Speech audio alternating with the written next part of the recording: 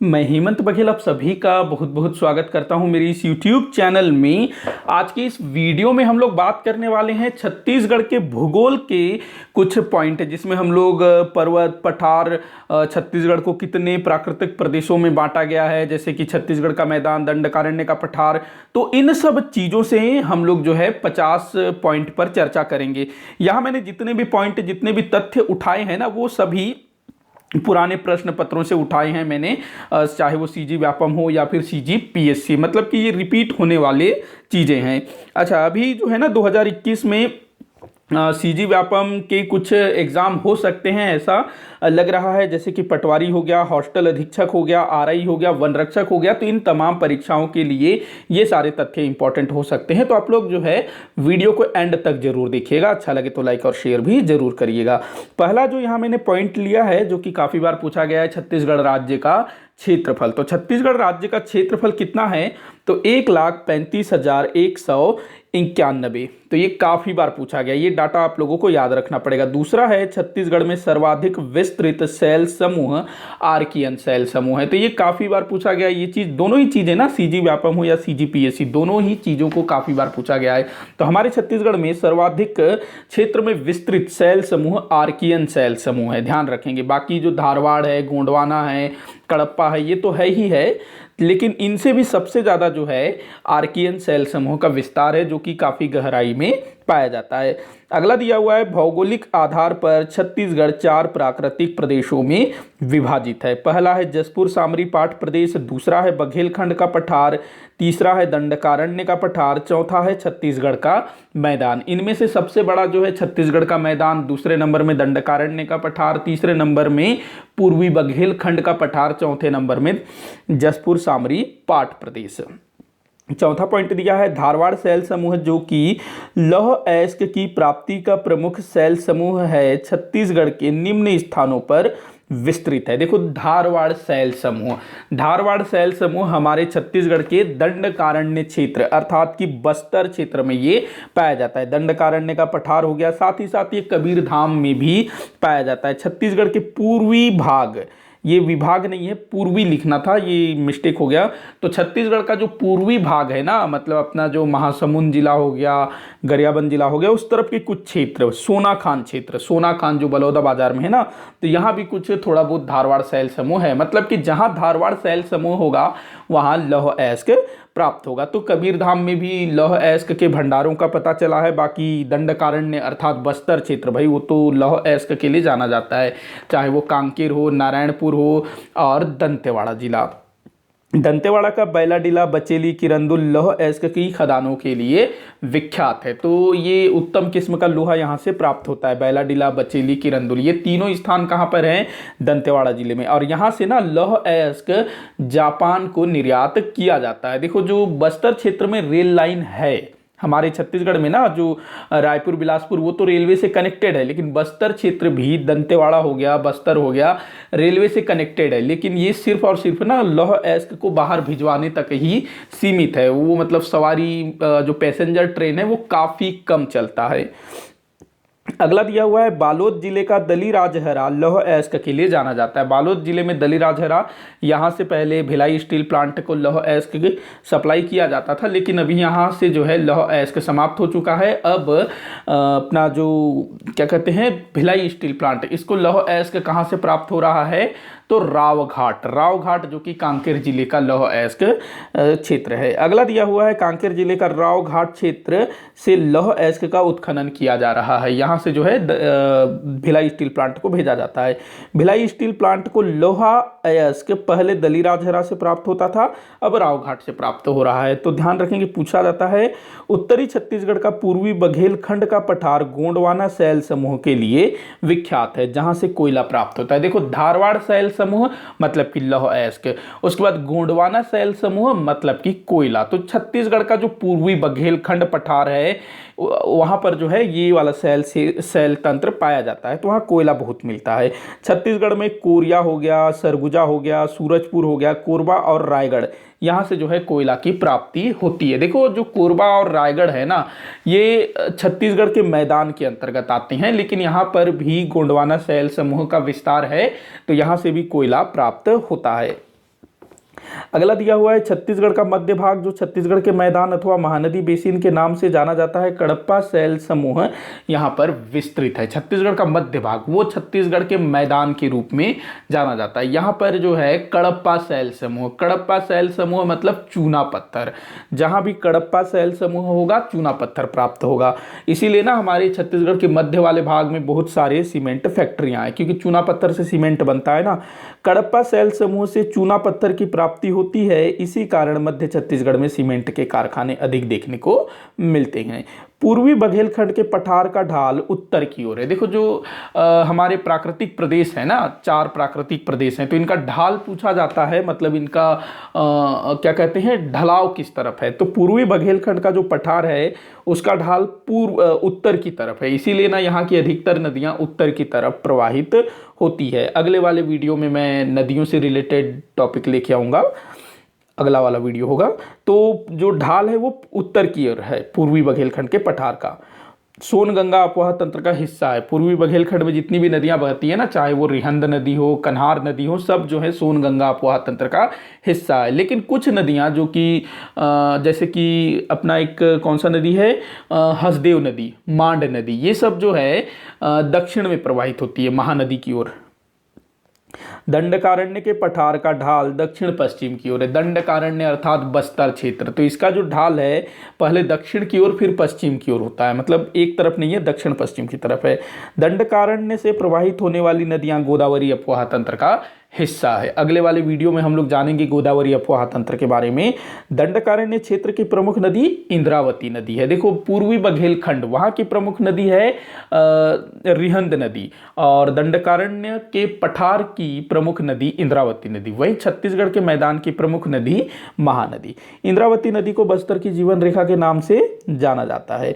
छत्तीसगढ़ के मैदान का ढाल पूर्व की ओर है। देखिएगा जो महानदी है जो कि छत्तीसगढ़ के मैदान की प्रमुख नदी है, वो और उसकी तमाम सहायक नदियां सभी जो है पूर्व की तरफ प्रवाहित होती है।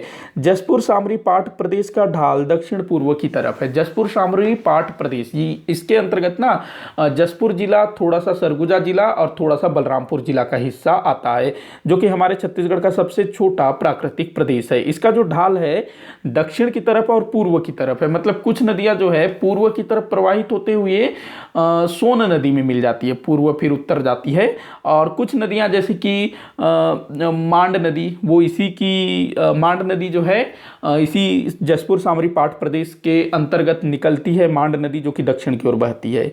जसपुर सामरी पाठ प्रदेश बागवानी फसलों के लिए जाना जाता है। देखो जो जसपुर सामरी पाठ प्रदेश है ना, यहाँ पर दक्कन ट्रैप पाया जाता है, चट्टान, तो यहाँ की जो मिट्टी है वो बागवानी फसलों के लिए उपयुक्त होती है। तो यहाँ पर जो है फल हो गया, फूल हो गया, सब्जियां हो गया, अच्छे से होता है।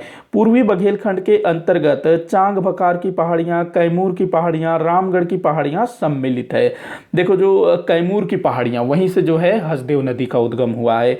रामगढ़ की पहाड़ियाँ वही है जहाँ से जोगीमारा की गुफा, सीता बेंगरी की गुफा, और इसी रामगढ़ की पहाड़ियों में किसी समय हमारे जो महाकवि कालिदास जी हैं वो निवास करते थे, और उन्होंने यहीं से मेघदूत की रचना भी की थी। रामगढ़ की पहाड़ियाँ सतपुड़ा पहाड़ियों का ही की श्रृंखला का ही भाग है, मतलब कि जो रामगढ़ की पहाड़ियाँ हैं वो सतपुड़ा पर्वत श्रृंखलाएं, जो कि मध्य प्रदेश की पर्वत श्रृंखला है ना, उसका ही भाग है।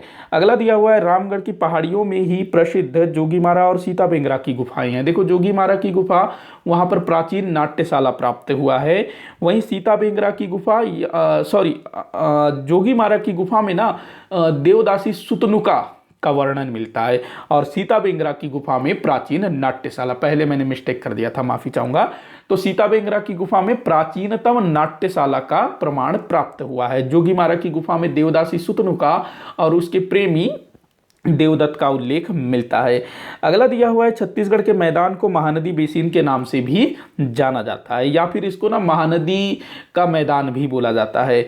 अगला दिया हुआ है पूर्वी बघेलखंड के पठार की सबसे ऊंची चोटी देवगढ़ की पहाड़ी है। पूर्वी बघेलखंड, तो इसकी सबसे ऊंची चोटी कौन सी है? देवगढ़ की पहाड़ी, जिसकी ऊंचाई लगभग 1033 मीटर है। अगला दिया हुआ है मैकल पर्वत श्रृंखला सतपुड़ा पर्वत श्रृंखला का पूर्वी भाग है। मैकल पर्वत श्रृंखला जो कि राजनांदगांव कवर्धा क्षेत्र में विस्तृत है, तो ये भी जो है सतपुड़ा पर्वत श्रृंखला का ही हिस्सा है। और वहीं जो क्या कहते हैं रामगढ़ की पहाड़ियाँ, ये भी सतपुड़ा पर्वत श्रृंखला का ही हिस्सा है। अगला दिया हुआ है मैकल पर्वत श्रृंखला कम वर्षा होने के कारण वृष्टि छाया क्षेत्र के नाम से जाना जाता है। देखिए ऐसा कहते हैं कि जो पर्वत श्रृंखला का जो पूर्वी भाग है ना, वहाँ पर वर्षा कम होती है। चूंकि मैकल पर्वत श्रृंखला सतपुड़ा पर्वत का पूर्वी भाग है, तो यहाँ पर वर्षा जो है कम होती है, इसी कारण इसको वृष्टि छाया क्षेत्र कहा जाता है। और ये कवर्धा क्षेत्र में पड़ता है। तो कई बार पूछा गया है कि कौन सा क्षेत्र कम वर्षा प्राप्त करता है या वृष्टि छाया क्षेत्र वाला जिला है, तो कवर्धा या फिर मैकल पर्वत श्रृंखला याद रखना है। अगला दिया हुआ है मैकल पर्वत श्रृंखला का विस्तार राजनांदगांव और कवर्धा जिले में है। अरे ये क्या हो गया, माफी चाहूंगा। ठीक, हाँ ठीक ठीक ठीक।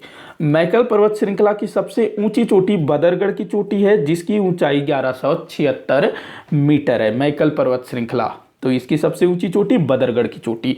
अगला दिया हुआ है मैकल पर्वत श्रृंखला छत्तीसगढ़ में प्रवाहित होने वाली शिवनाथ नदी और वेनगंगा नदी के मध्य जल विभाजक का काम करती है। वेनगंगा नदी ना गोदावरी नदी की सहायक नदी है। प्रज्ञागिरी पहाड़ी राजनांदगांव जिले में स्थित है, ध्यान रखना है प्रज्ञागिरी पहाड़ी। यहाँ पर अभी ना कुछ डेवलपमेंट का काम भी चल रहा है, शायद मैंने कुछ दिन पहले न्यूज़पेपर में देखा था, मतलब कुछ पर्यटन के लिहाज से यहाँ पर काम चल रहा है।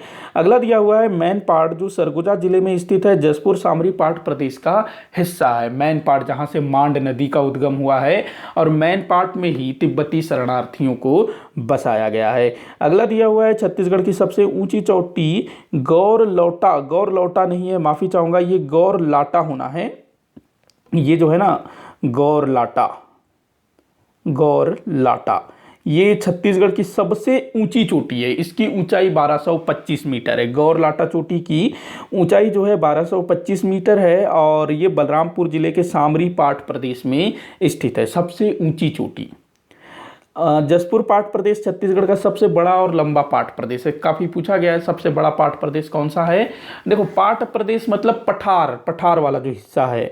बस्तर का मैदान का विस्तार बीजापुर और सुकमा जिले में है। देखो जो बस्तर है वो पठार में है। जैसे अगर आप लोग कभी रायपुर से जगदलपुर जाएंगे तो केसकाल घाटी होता है, उस घाटी को ऊपर चढ़ा जाता है। केस जो कांकेर है वो नीचे है, और केसकाल घाटी से फिर ऊपर चढ़ेंगे पठार के ऊपर में। तो जो बस्तर है वो पठार में है, लेकिन बस्तर का जो दक्षिण पश्चिम वाला भाग है ना, बीजापुर हो गया, सुकमा हो गया, तो ये मैदानी भाग है। तो बस्तर का मैदान बीजापुर और सुकमा जिले में विस्तृत है। उसके बाद देखिएगा केसकाल पर्वत महानदी और इंद्रावती नदी के मध्य जल विभाजक का कार्य करता है। जल विभाजक, अभी मैंने मैकल पर्वत श्रृंखला का बताया ना, वेनगंगा और शिवनाथ नदी। इसके अलावा आप वहां नर्मदा भी ले सकते हैं। देवगढ़ की पहाड़ियां रिहंद नदी और गोपद नदी के बीच जल विभाजक का कार्य करती है। देखो जल विभाजक क्या होता है, जल विभाजक ना मतलब नदियों को एक दूसरे की तरफ आने से रोकता है। मतलब कि देखो जो केसकाल की पहाड़ियां हैं वो जो महानदी की सहायक नदियां हैं उसको उस तरफ धकेलती, इधर आने नहीं देती है, जबकि इंद्रावती की सहायक नदियां दक्षिण की ओर प्रवाहित होंगी। अगला दिया हुआ है गढ़िया पहाड़ कांकेर जिले में स्थित है, जो गढ़िया महोत्सव के लिए प्रसिद्ध है। काफ़ी अच्छा स्थान है, यहाँ पर जो है टूरिस्ट काफ़ी जाते हैं, महोत्सव भी होता है यहाँ पर, जैसे अभी काफ़ी स्थानों पर महोत्सव हुआ ना। अगला दिया हुआ है जसपुर सामरी पाट प्रदेश बॉक्साइट अयस्क के लिए जाना जाता है। बॉक्साइट जो कि एल्यूमिनियम का अयस्क है, तो जसपुर सामरी पाट प्रदेश दक्कन ट्रेप वाला जो एरिया होता है वहां पर बॉक्साइट काफी मिलता है। अगला दिया हुआ है प्रसिद्ध केसकाल की घाटी बस्तर को शेष छत्तीसगढ़ से जोड़ती है। तो ध्यान रखेंगे केसकाल घाटी बस्तर और रायपुर इन दोनों के बीच जो कनेक्टिविटी है ना वो इसी केसकाल घाटी से होकर के जाती है। केसकाल की घाटी को फूलों वाली घाटी के नाम से भी जाना जाता है। अबुझमाड़ की पहाड़ियां जो अबुझमाड़िया जनजातियों के लिए प्रसिद्ध है, नारायणपुर जिले के अंतर्गत आती है। यहीं पर अबुझमाड़िया जनजाति निवास करते हैं। प्रसिद्ध चिल्फी घाटी कवर्धा जिले में स्थित है। चिल्फी घाटी ये जो आप अगर जबलपुर जाओगे ना तो उस तरफ आपको इसी से होकर के गुजरना पड़ेगा, मतलब अपना कवर्धा चिल्फी घाटी को क्रॉस करते हुए। ये भी बड़ा सुंदर घाटी है, जैसे केसकाल घाटी है ना वैसे ही। तो आप लोग अगर कभी जाना हुआ तो जरूर जाइएगा, केसकाल घाटी हो या चिल्फी घाटी हो। अगला दिया हुआ है कांकेर जिले का भानुप्रतापपुर तहसील में स्थित आरी डोंगरी की पहाड़ियां लौह अयस्क के लिए जाना जाता है। तो भानुप्रतापपुर में है आरी डोंगरी। आरी डोंगरी हाँ ठीक है। नंदीराज पर्वत चोटी छत्तीसगढ़ की दूसरी सबसे ऊंची पर्वत चोटी है। इसकी लंबाई या इसकी ऊंचाई 1210 मीटर है। देखो जो गौर लाटा है वो कितना 1225 मीटर और ये जो है 1210 मीटर। दूसरा, छत्तीसगढ़ में सर्वाधिक लाल पीली मिट्टी पाई जाती है। हमारे छत्तीसगढ़ में ना सबसे ज़्यादा लाल पीली मिट्टी पाई जाती है जिसको कि यहाँ मटासी कहते हैं। छत्तीसगढ़ में लाल पीली मिट्टी को मटासी कहा जाता है। इसका स्थानीय नाम मटासी पूछा जाता है, ध्यान रखेंगे किसको मटासी बोलते हैं, तो लाल पीली मिट्टी को। छत्तीसगढ़ में लेटराइट मिट्टी को मुर्मी अथवा भाटा कहा जाता है। इस तरह की मिट्टी जसपुर पाट प्रदेश में देखने को मिलता है। जो लेटराइट मिट्टी होती है ना उसको मुर्मी अथवा भाटा कहा जाता है, जो कि बागवानी फसलों के लिए उत्तम होती है। अगला दिया हुआ है छत्तीसगढ़ में काली मिट्टी को कन्हार के नाम से जाना जाता है। जो काली मिट्टी है ना उसको कन्हार के नाम से जाना जाता है, जो कपास वगैरह के लिए काफी उत्तम होती है, तो इसको कन्हार बोला जाता है। नदियों के तट में पाई जाने वाली मिट्टी कछार कहलाती है। जो नदियों के किनारे जो मिट्टी पाई जाती है ना जो बहुत ज्यादा उपजाऊ होती है उसको कछार कहा जाता है। उसके बाद देखिएगा छत्तीसगढ़ में मटासी और कन्हार मिट्टी के मिश्रण को डोरसा कहा जाता है। जो कन्हार मतलब की काली मिट्टी, मटासी मतलब की लाल पीली मिट्टी, इन दोनों के मिश्रण को क्या कहते हैं, डोरसा कहा जाता है। पूछा गया है काफी बार, ध्यान रखेंगे। इसी के साथ आज का ये वीडियो यहीं पर समाप्त होता है। आप लोग मुझे कमेंट बॉक्स के माध्यम से बताइएगा कि आपको कहीं कुछ डाउट तो नहीं रहा। अगर कहीं आपको ये लगता है कि मैंने कोई गलती की है तो जरूर बताइएगा ताकि मैं उसको सॉल्व कर सकूं। वीडियो को जितना हो सके उतना शेयर करिएगा, लाइक करिएगा, चैनल को सब्सक्राइब जरूर करिएगा। वीडियो को आखिर तक देखने के लिए बहुत बहुत धन्यवाद।